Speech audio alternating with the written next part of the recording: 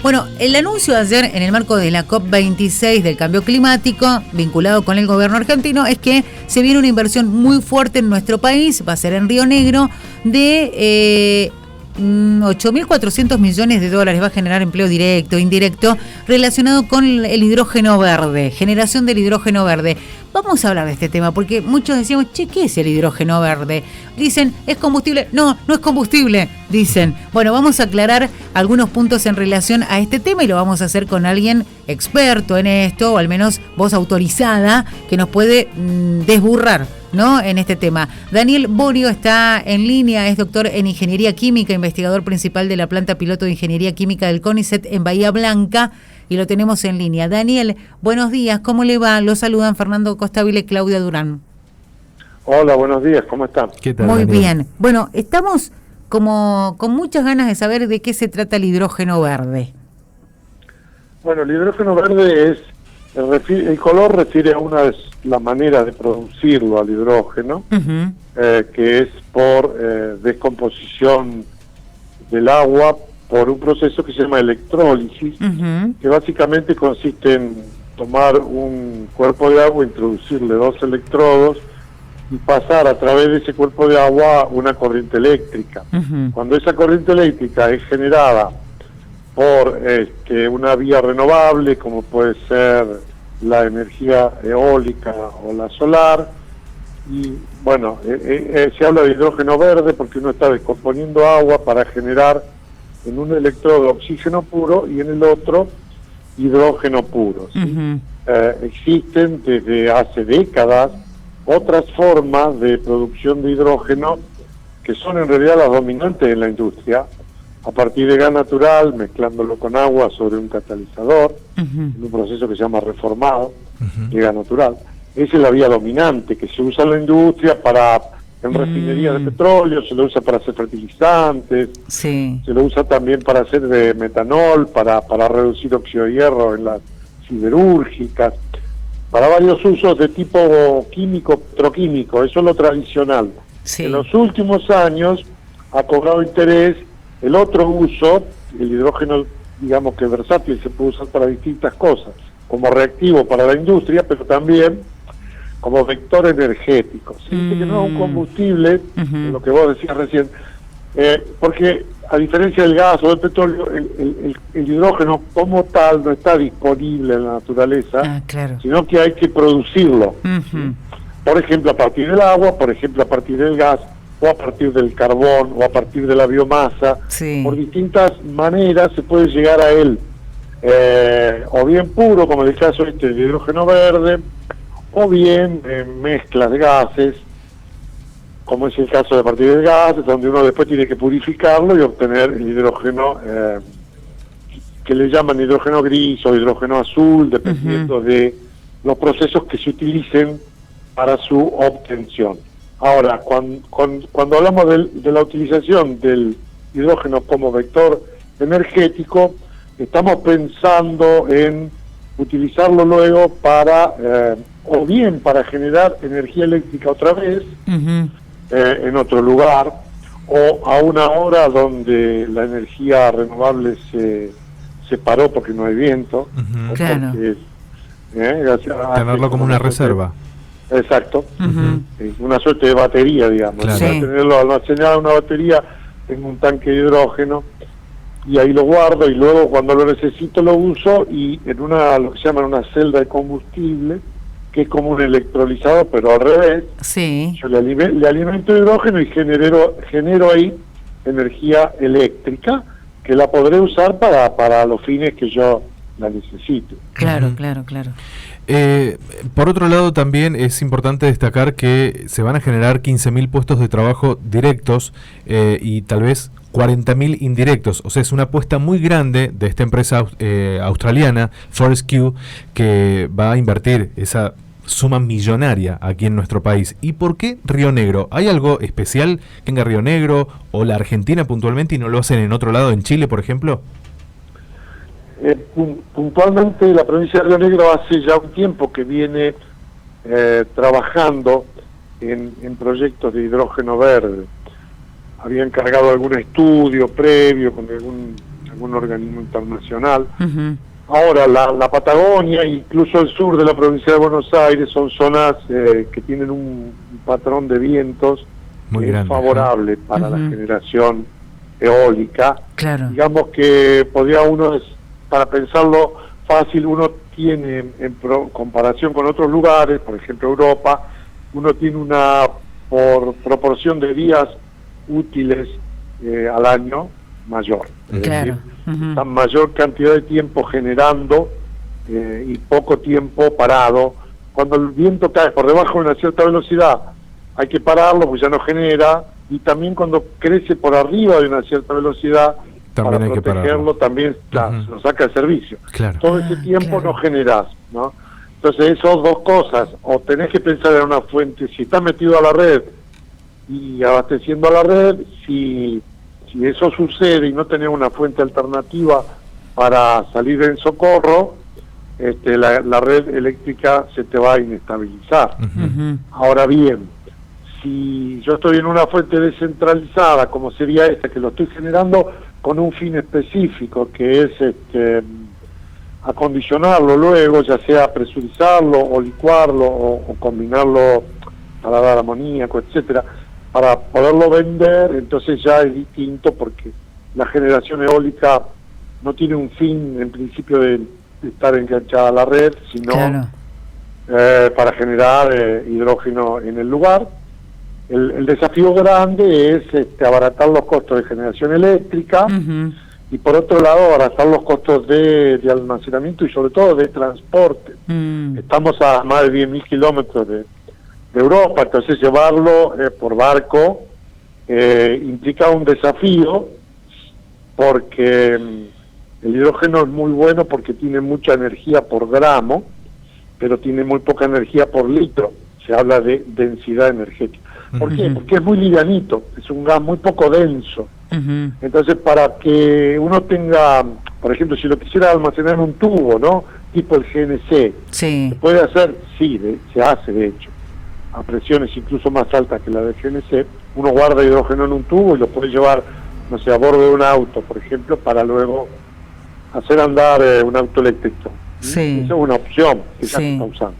Ahora bien, la autonomía no es muy alta, porque el hidrógeno, aún presurizado, si se mantiene en forma de gas, aún a altas presiones, todavía sigue siendo poco denso. Y entonces vos metés por litro poca caloría, podríamos decir, poca cantidad de energía. Entonces una manera de mejorar eso es licuarlo. ¿Sí? Pasarlo a líquido. Hay que ir a 250 grados bajo cero o menos incluso. O sea, el proceso no es trivial, se gasta mucha energía para licuarlo, porque imagínense que hay que generar un frío, digamos, como un ciclo frigorífico extremo, ¿no? Para licuarlo. En el momento que uno lo tiene como líquido, ya ahí la energía por unidad de volumen aumenta, y los costos de flete, podríamos decir, empiezan a disminuir. Claro.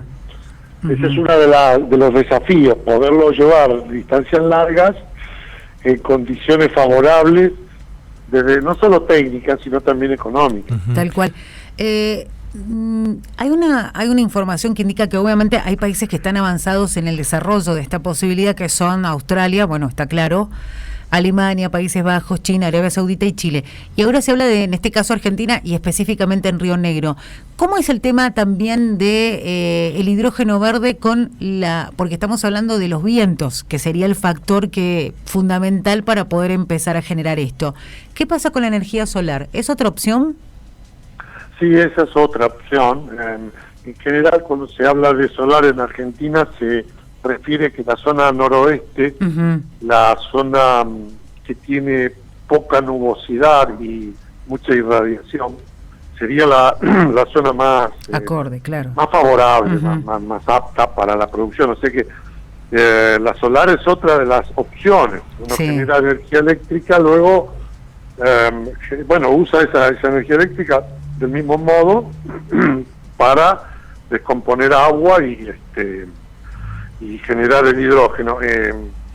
Por supuesto, la provisión de agua también es un aspecto clave, ¿no? Claro. Hay que tener agua dulce, hasta lo que yo conozco el tema, agua dulce que incluso hay que purificarla. Quizá exista una alternativa de electrolizar agua salada, no lo sé, pero sí, lo más frecuente es hablar de electrólisis de agua dulce, incluso con un proceso de purificación adicional, ¿sí?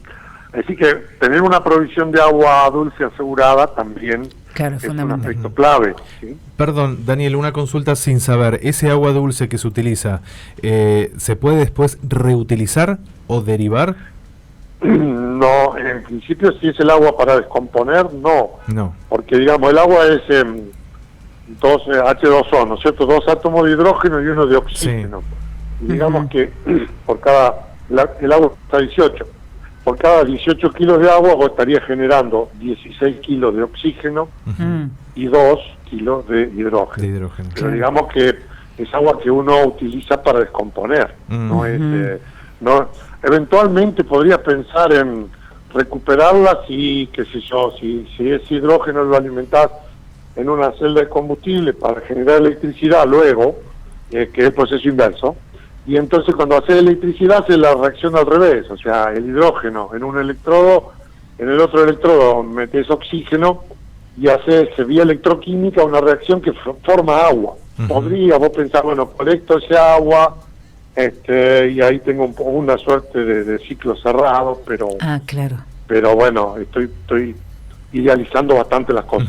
Y una última pregunta, tal vez de mi parte, sin conocer mucho tampoco cómo es este proceso, pero digo, si lo escucho, me parece que puede ser todo muy positivo, genera puestos de trabajo, generaría exportación en el año 2024, que tienen previsto exportar el equivalente de 600 megas, o sea, es como un negocio redondo que beneficiaría al país. ¿Hay alguna otra cara, tal vez, de esto negativa para la sociedad? Inclusive cuando hablaba del tema de la presión, si se quiere guardar el hidrógeno en tubos, como si fuera a mayor presión del GNC, digamos, ¿existiría algún riesgo para la sociedad? No, en principio, por supuesto, los riesgos están siempre presentes como en todo proceso industrial, ¿no es cierto? Hay que adoptar las medidas de seguridad que correspondan. En el caso de aspectos negativos en términos económicos, yo diría que Argentina tiene una necesidad de generar más divisas vía exportaciones por una suerte de cuello de botella recurrente que tenemos, que es la falta de dólares. Claro, tal cual. Los economistas llaman la restricción externa. Eso genera cada tanto problemas, la balanza de pago, bueno, lo que ya sabemos, devaluaciones recurrentes, etcétera. Ahora bien, aumentar las exportaciones es en principio un aspecto favorable. Hay otros aspectos asociados que yo he referido en algún otro medio, que se pueden pensar como por añadidura, es decir, no como en contradicción, sino pensar, bueno, si yo estoy generando hidrógeno en grandes cantidades, por ahí pensar en que una parte de ese hidrógeno, además de pensar en ser exportado, se lo utilice localmente para agregarle más valor, por ejemplo, para generar derivados químicos que hoy estamos importando, ¿sí? Pagando centenares de millones de dólares por año en importaciones, por ejemplo, de fertilizantes. Los fertilizantes nitrogenados, todos, pasan por el amoníaco, como hay que fabricar amoníaco antes para luego fabricarlos. Por ejemplo, nitrato de amonio, sulfato de amonio, fosfato de amonio, urea, etcétera. Todos esos, la Argentina los consume en grandes cantidades. Algunos, como la urea, se producen localmente, no alcanza incluso la producción. Otros, la mayoría, no se producen localmente y se los importa. Pero el asunto es que todos son producidos a partir del hidrógeno, porque uno genera primero hidrógeno, con ese hidrógeno fabrica amoníaco, con ese amoníaco luego fabrica el fertilizante, ¿sí? Entonces, una alternativa es parte de esa producción, pensar de esa o de otra que se destina a ese fin, pensar en producir localmente lo que hoy se está importando.